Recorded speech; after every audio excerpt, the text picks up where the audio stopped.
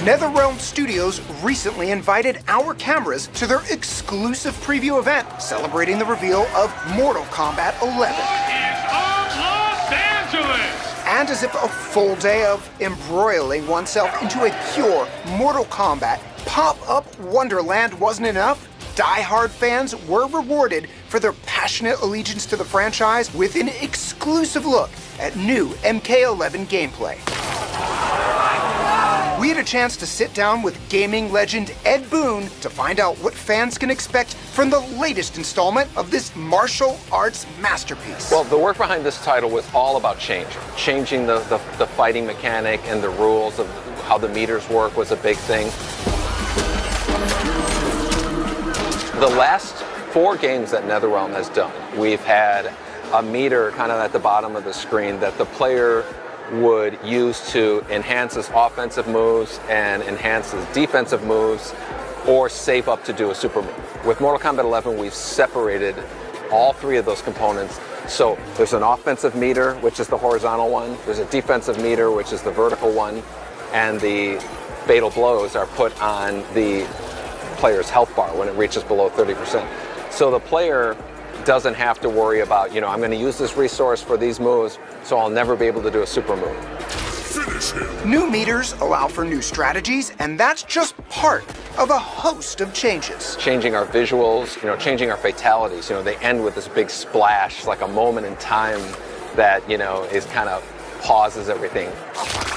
Which goes along with the whole theme of, Chronica and controlling time and time travel and all that stuff. So it really kind of fits together.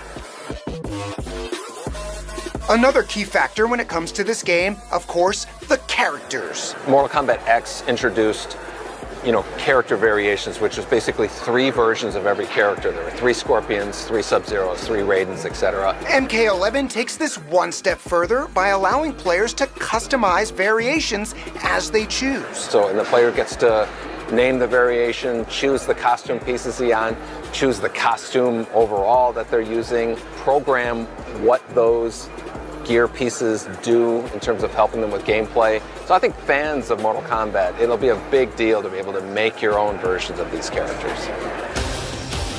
Also at the reveal, Ed and his team announced a new voice to Mortal Kombat 11, and she's no stranger to the ring. We have friends and acquaintances that work in video games and WWE, UFC. At some point somebody said, wouldn't it be cool to have Ronda Rousey in Mortal Kombat? And we said, hey, her as Sonya would be a perfect thing. So she plays a really big part in the story. She voiced all of her lines, so we're very excited to see her. And there's another returning fan favorite in development that has remained under wraps until right now.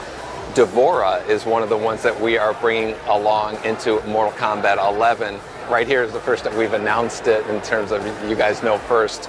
So we're excited to see her and her new moves as she plays in the game, in this new kind of sandbox. New characters, new visuals, new strategies all add up to a new experience, which is what keeps the Mortal Kombat franchise, well, immortal. Mortal Kombat 11, the camera's a little bit closer, it's more intense, it's close-up fighting, there's a lot more in terms of like jockeying back and forth, space control and strategy. It's more of a strategic-paced game as opposed to a rushdown. We want people who play Mortal Kombat 11 to feel like it's a different game than Mortal Kombat 10, different game than Mortal Kombat 9, and so on.